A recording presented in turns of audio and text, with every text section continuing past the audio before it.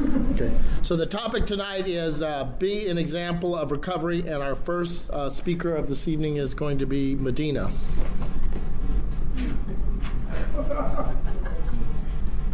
My name is Medina and I'm an addict. Hi, Medina. My clean date is April 10th, 1991. My birth date is May 11th, 1977.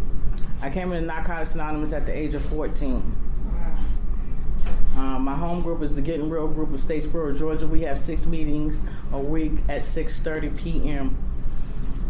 I am currently the GSR of my home group and hotel liaison of my area. I think it's kind of hilarious that the committee, which I thank for allowing me to be of service here at this convention. I think it's kind of hilarious that I get this topic. Reason why I think it's hilarious is because I've strived so hard to try to be a better person, but to be an example of recovery is different. You know, when I first came into Narcotics Anonymous, like I said, I came in at 14, so I was a teenager. You know, and I'm going to qualify right now. I am the oldest of 3 children. Both my mother and my father were married, you know, for 7 years. And they had a very volatile, abusive relationship. And me and my brothers were front and center to that. I was born addicted. My mom did admit to me that when she was in labor, she was getting high. So I've been an addict since birth, and then in the tummy as well. Because of their relationship, we did move around a lot. I was born in Brooklyn, New York. That's where I got my foundation of Narcotics Anonymous. That's where I was introduced to Narcotics Anonymous. And we relocated when I was around 18 months old to South Carolina. And we lived in a wonderfully nice middle-class neighborhood, but we were the last stop on the block. So if the police came, they came to my house. We had weekend parties because they were both in their addiction. So everything underneath the sun that was illegal, my mom and my dad did. I called them personally the Black Bonnie and Clyde. We were exposed, my 2 brothers and I, to all kinds of things that children should not be exposed to. Saturday mornings were shipping day. My mom drove the truck, he made the order.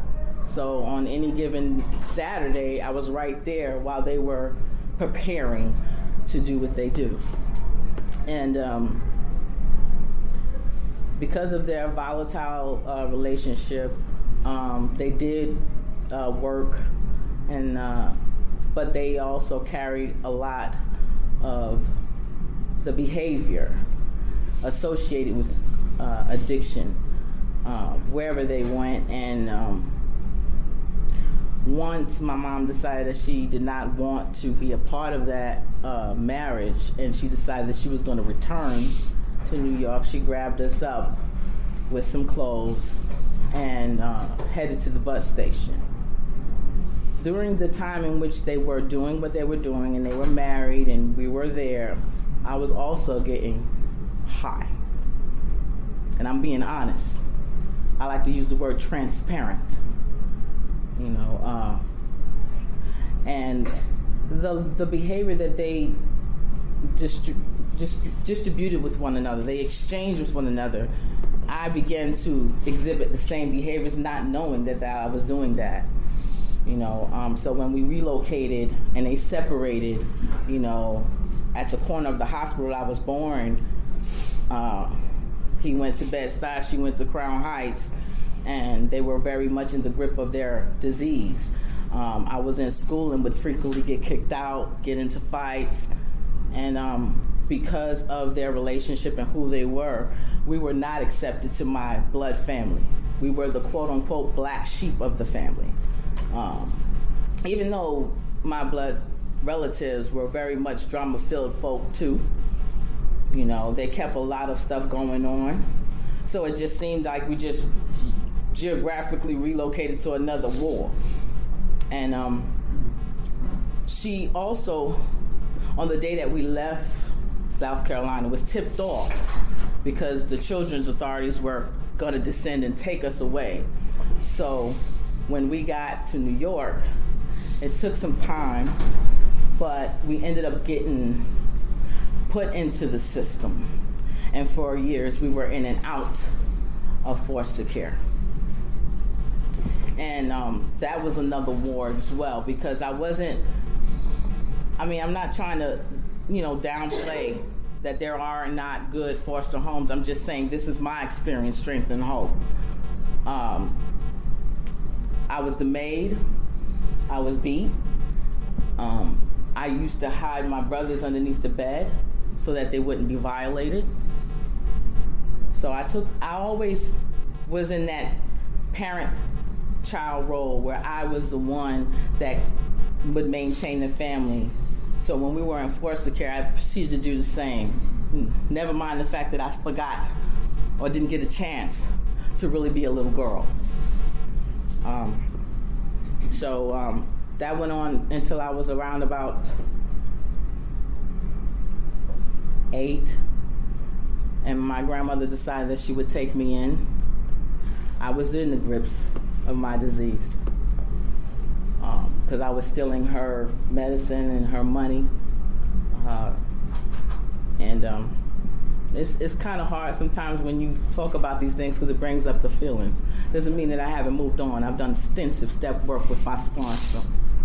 However, I had gotten so much abuse, I didn't know what love was. And when I got to my grandmother's home, she began to show me love, her way. And she was very much the drill sergeant type grandmama. Medea ain't got nothing on my grandma. I love her. I'm grateful for her being in my life because I didn't know how to comb my hair and take care of myself. And at the time when she brought me to her home, I had so many scabs and wounds that living that down was hard, but I did. She showed me how to comb my hair, dress like a lady, cross my legs, dot my I's, cross my T's. But it still didn't matter. Didn't matter where I went because the disease of addiction had already taken hold of me. I'll tell you about my bottom. I was in the 7th grade, and I had a favorite little thing I did. I would cut school and go and get myself a beef patty and cocoa bread, bottles and jam. And I said it like that because I thought that was cute. And I went and I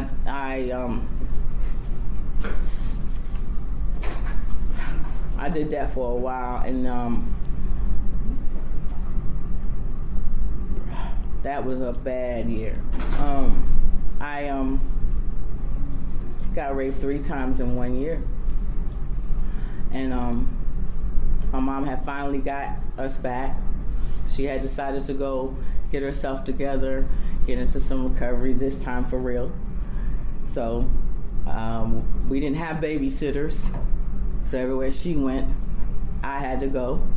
Definitely messed up my high. But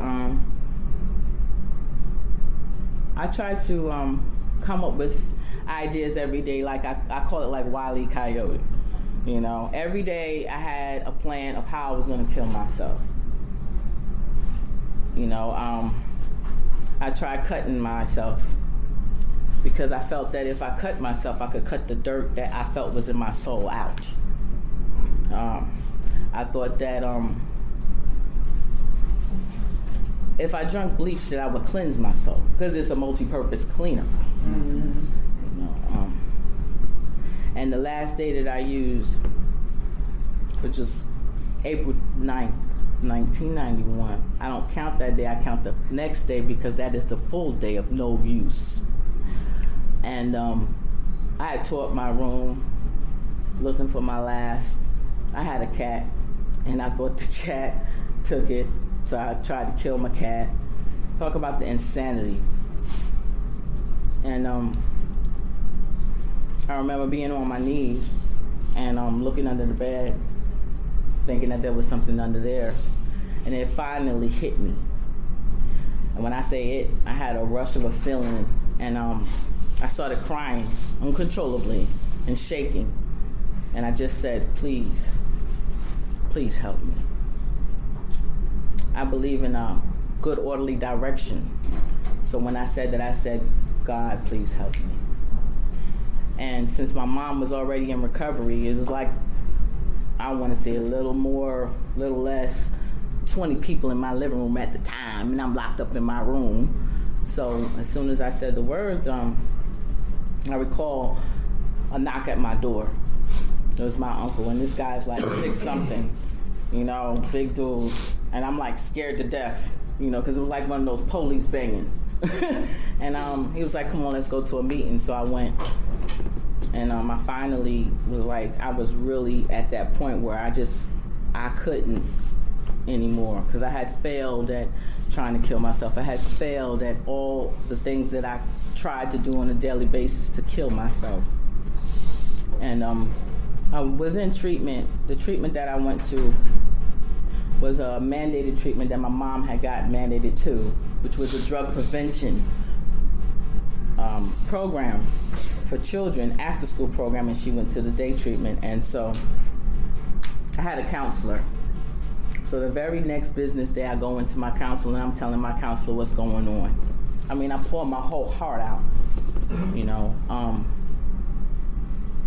and she told me that all I wanted to do was be like my mom, that I didn't have a problem, and I listened to what she had to say. She said she used to drink, and she did it because her husband slept around on her, and she couldn't sleep. That's not what I was talking about. I was talking about, I need some help. Can you help me? So what I did was I went to my brother's counselor, and I told him, and he gave me 2 tokens and a report card, said fill it up and bring it back, and I'll give you another one. And so that's what I did. Being an example of recovery for me started out when I walked into the doors of Narcotics Anonymous. I had to surrender to my disease.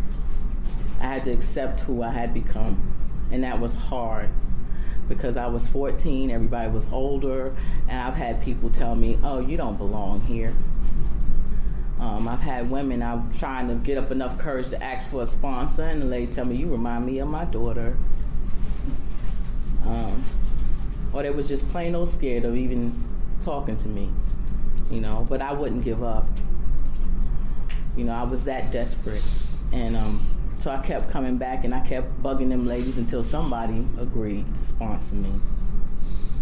And I did everything the lady told me to do at first. I kept making meetings. They told me when I first got here to make 90 meetings in 90 days, get a home group, get a support network of women that support your recovery. So I did that. And they was talking about be of service, and I was like, y'all want me to do what? I had a lot of arrogance, a lot of differences, not enough similarities when I got here. And so they made me a hugger, a greeter, okay? And then after that, they let me set up the chairs in the meeting, and as I got 30 days, 60 days, and 90 days, I finally was able to get the coffee commitment. And that was a big deal for me. It might not be a big deal for anybody else, but it was a big deal for me because I got to make the coffee. But I did find out what could really make addicts mad. Mess up the coffee. I was two scoops, but it was something that I took a lot of great pride in because I didn't think that I was welcome when I first got here. I really didn't. There was no other young women in the meetings that I could relate to. They told me to sit up front, take the cotton out of my ears and stick it in my mouth. you know, and I was already ready to take somebody out the door and whip some behind. I'm like, who you think you talking to? I'm a legend. Didn't you know? You know, you know, this just like when I first came in, you know, some old timer women set me down, and I was like, so it's a problem, you know? I was always on the defense, ready to scrap, you know, because when I came in, I had on my pum shorts, you know, the stiletto heels, and my hair braided down to my behind, and my basic text, and I'm doing a me. You know, then I get mad when a guy would come over to me and be like, so what's good? You know, what's going on? You want to go for coffee? That was the signature line. Do you want to go for coffee? It didn't mean that they wanted to go for coffee. It meant that they wanted to go somewhere else and do some other things. You know, and being that I was young and impressionable, I had a lot of support because I have a lot of family in recovery, and they would hover over me. You know, but there was still some ones that slipped through the cracks, and because I did those things to get that stuff, I still was manipulative, dishonest. So if I'm trying to be as clean as possible, you guys. I'm trying. But so like there would be times in which, you know, little brother come slide over and be like, yeah, mommy, I got you. You know, I got you. You ain't got to worry about it. You need bus fare, I got you. You know, and I'd be like, oh, okay. And by the end of the night, he had no money in his pocket, and he was crawling to the daggone ICU unit in front of the daggone meeting and was too ashamed to say what happened. You know, that's because I learned the same behaviors that my mother exhibited, I exhibited. And of course, when it came down to the fourth step, my first fourth step, oh, none of that was on there. You know, oh, heck no, I wasn't gonna look, my first fourth step, I brung this here as an example, okay? This is a composition notebook, okay, that my sponsor has me do my step work in. I have pencil, my basic text, and this book. I know you have a slew of literature now, kudos, nice, but I had that and a basic text and a pencil. When I finished my fourth step, the whole book was my fourth step. It had bows and butterflies. It was so cute. I handed it to her. I'm so proud. I finished it. Ta-da! She was like, what is that? I said, it's my fourth step. She was like, baby. You don't have to do that over. So you know I was already ready, because I done worked so hard with the butterflies and the whole bit to take her outside and have, you know, we're going to have a talk about this.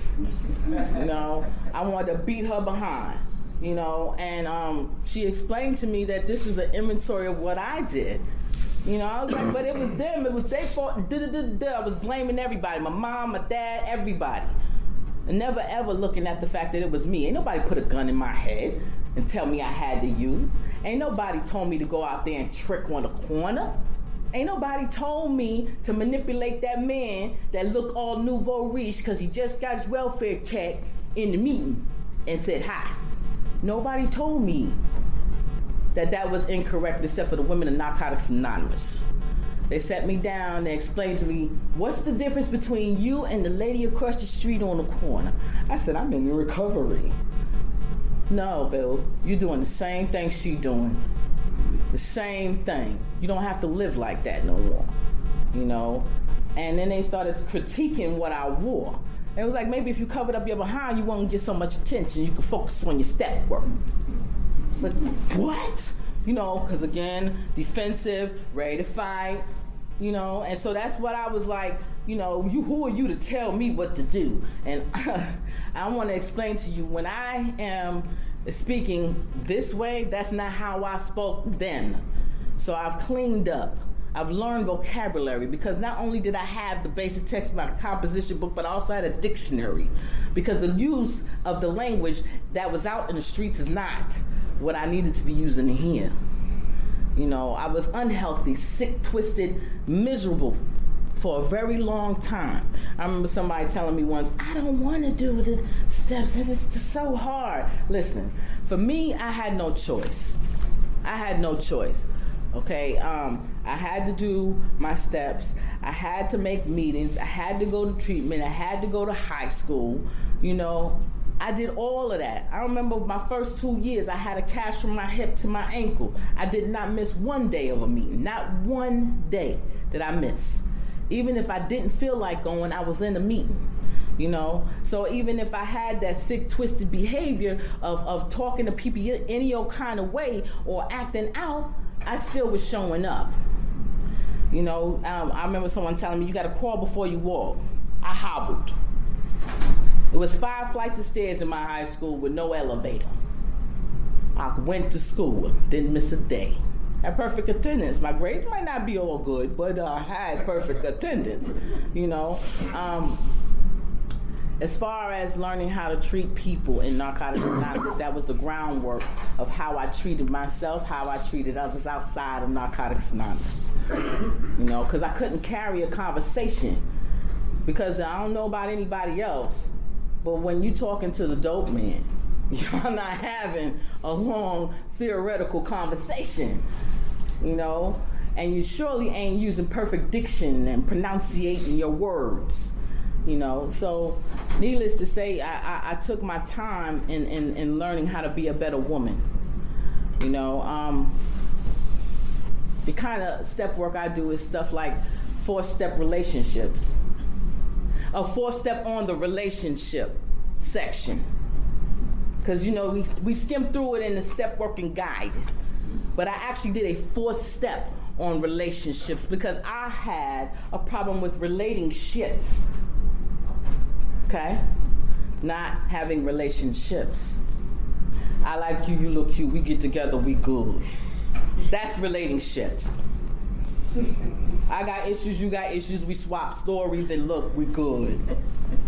That's not what I kept getting upset with myself. How come every time I keep trying to get with that special somebody that we either fighting, somebody about to go to jail, you know, why?